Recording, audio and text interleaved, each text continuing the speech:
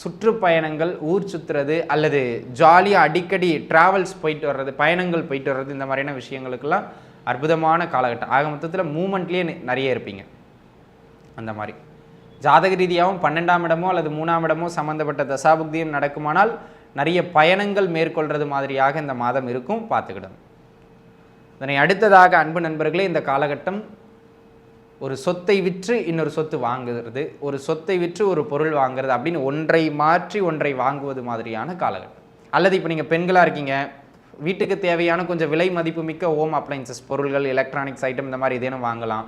அதன் மூலம் சுபவிரயங்கள் ஏற்படும். ஒரு பொருளை வாங்குவதன் மூலமாக சுபவிரயங்களை ஏற்படுத்தக்கூடியது மாதிரியான அமைப்புகளில் இந்த மாதம் உண்டு அப்படிங்கிறத மீனராசினியர்கள் உணர்ந்துக்கிடணும்.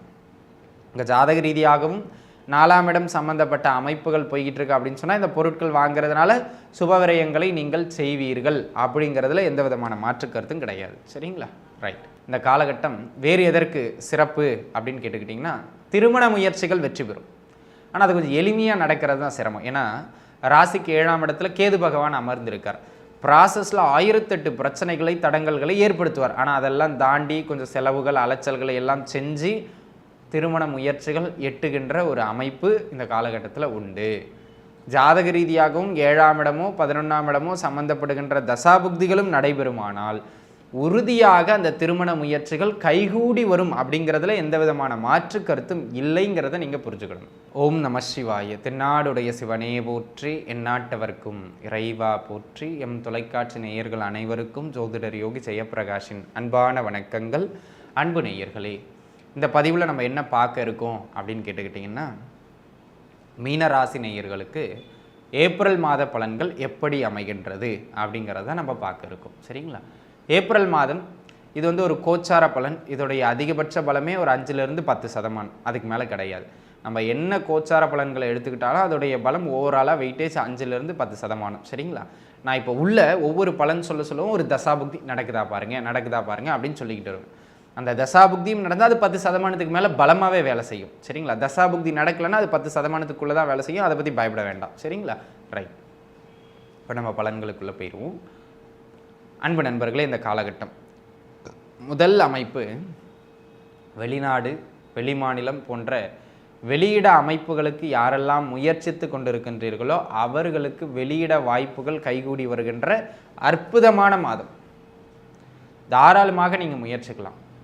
உங்கள் ஜாதக ரீதியாகவும் 12ஆம் இடமோ அல்லது 9ஆம் இடமோ சம்பந்தப்படுகின்ற தசாபுக்தியும் செல்லுமானால் உறுதியாக முயற்சிக்கலாம். இந்த காலகட்டம் வெளியிட மாற்றங்களை ஏற்படுத்தி தந்தே தீரும். ரெண்டாவது, இந்த காலகட்டத்தை பொறுத்த மட்டிலும் நிறைய சுற்றுப்பயணங்கள், ஊர் சுற்றுறது அல்லது ஜாலியாக அடிக்கடி ட்ராவல்ஸ் போயிட்டு வர்றது, பயணங்கள் போயிட்டு வர்றது, இந்த மாதிரியான விஷயங்களுக்கெல்லாம் அற்புதமான காலகட்டம். ஆக மொத்தத்தில் மூமெண்ட்லேயே நிறைய இருப்பீங்க. அந்த மாதிரி ஜாதக ரீதியாகவும் 12ஆம் இடமோ அல்லது 3ஆம் இடமோ சம்பந்தப்பட்ட தசாபுக்தியும் நடக்குமானால் நிறைய பயணங்கள் மேற்கொள்வது மாதிரியாக இந்த மாதம் இருக்கும், பார்த்துக்கிடும். இதனை அடுத்ததாக அன்பு நண்பர்களே, இந்த காலகட்டம் ஒரு சொத்தை விற்று இன்னொரு சொத்து வாங்குறது, ஒரு சொத்தை விற்று ஒரு பொருள் வாங்குறது அப்படின்னு ஒன்றை மாற்றி ஒன்றை வாங்குவது மாதிரியான காலகட்டம். ஆமாங்க, ஒரு சொத்து விற்பீங்க, கொஞ்சம் கடன் அடைச்சிருவீங்க, மீதி இருக்கிற பணத்தை வச்சு சின்னதாக ஒரு சொத்து வாங்குவீங்க. அந்த மாதிரியான ஒரு சூழ்நிலைகள் இந்த காலகட்டத்தில் உண்டு. ஆக ஒன்றை இன்னொன்றாக மாற்றுவீர்கள். உங்கள் ஜாதக ரீதியாகவும் 4ஆம் இடமோ 12ஆம் இடமோ 4ஆம் இடமோ 8ஆம் இடமோ சம்பந்தப்பட்ட தசாபுக்தியும் நடக்குமானால் உறுதியாக இந்த மாதிரியான ஒரு சொத்தை விற்று இன்னொரு சொத்தாக மாற்றக்கூடிய அமைப்புகள் கைகூடி வரும். சரிங்களா? அதை மனசில் வச்சுக்கிடுங்க. அதனை அடுத்த அமைப்பாக அன்பு நண்பர்களே, இந்த காலகட்டத்தை பொறுத்த மட்டிலும் சுப விரயங்கள் அநேகம் நடைபெறும். ஆல்ரெடி ஏதாவது நீங்கள் வீடு கட்டிக்கிட்டு இருக்கலாம், அல்லது ஏதாவது கடை கட்டிக்கிட்டு இருக்கலாம், ஏதேனும் ஒரு ஒர்க் நடந்துக்கிட்டு இருக்கலாம். அதற்கான சுப விரயங்கள் இந்த மாதம் அதிகமாக இருக்கும். அல்லது இப்போ நீங்கள் பெண்களாக இருக்கீங்க, வீட்டுக்கு தேவையான கொஞ்சம் விலை மதிப்பு மிக்க ஹோம் அப்ளைன்சஸ் பொருள்கள், எலக்ட்ரானிக்ஸ் ஐட்டம் இந்த மாதிரி ஏதேனும் வாங்கலாம்.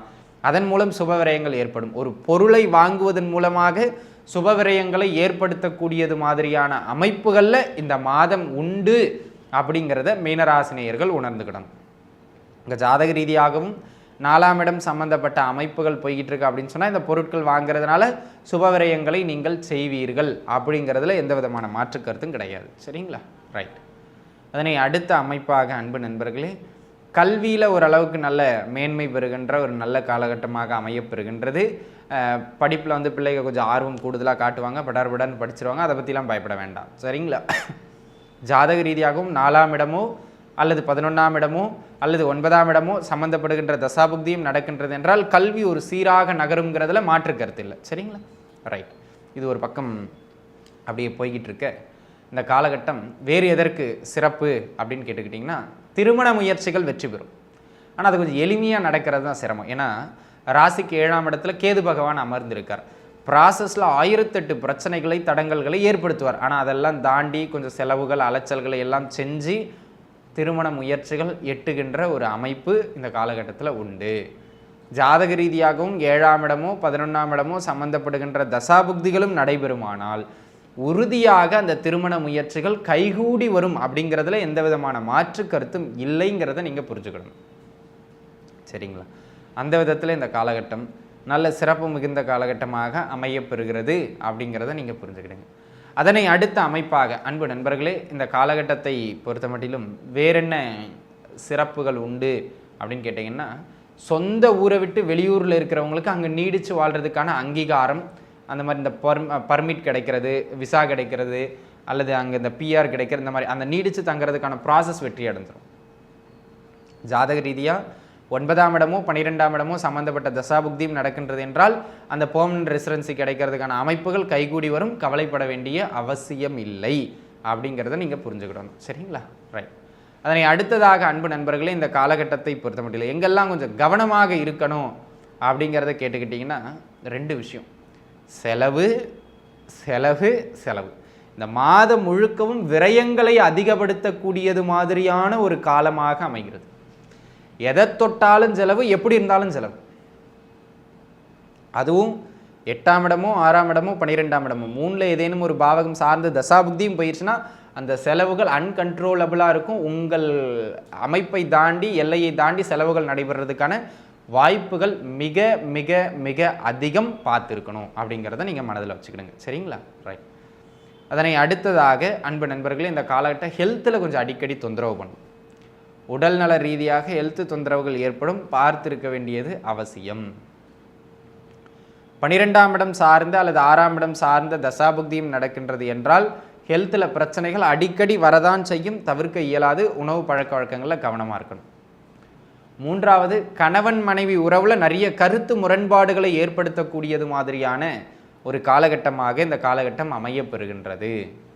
அப்போது இந்த காலகட்டத்தை பொறுத்த மட்டிலும் கணவன் மனைவி உறவில் கொஞ்சம் கவனமாகவும் நிதானமாகவும் இருந்து கொள்வதும் விட்டு கொடுத்து செல்வதும் தலை சிறந்த பரிகாரமாக உங்களுக்கு அமையும் அப்படிங்கிறத நீங்கள் மனசில் உள்வாங்கிக்கிடணும். ஆக அன்பு நண்பர்களே, இந்த காலகட்டத்தில் இந்த இடங்களில் தான் உங்களுக்கு கொஞ்சம் தொந்தரவுகள் ஏற்படும். பார்த்து இருப்பது மிக மிக மேன்மையை தரும். அனைவரும் நன்றாக இருப்பீர்கள். வாழ்க வளமுடன். நன்றி.